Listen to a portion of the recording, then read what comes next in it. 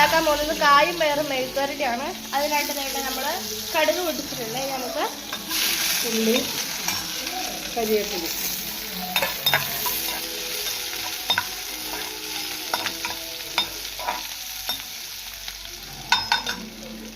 പൊടി ഇടുക കേട്ടോ.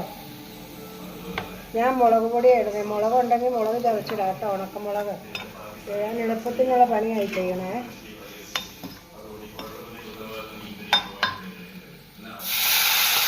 കായും പയറും മെഴുക്കുവരട്ടി.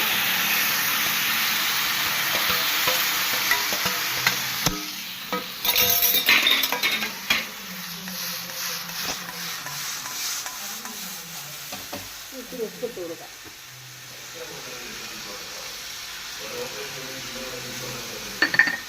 സ്വല്പം വെള്ളം ഇട്ട് കൊടുക്കാം.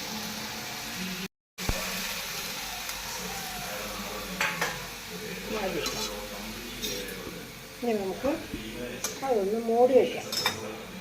ആവി വേവട്ടെ. അപ്പോൾ കായും പയറും മെഴുക്കുവരട്ടി റെഡിയായി കേട്ടോ.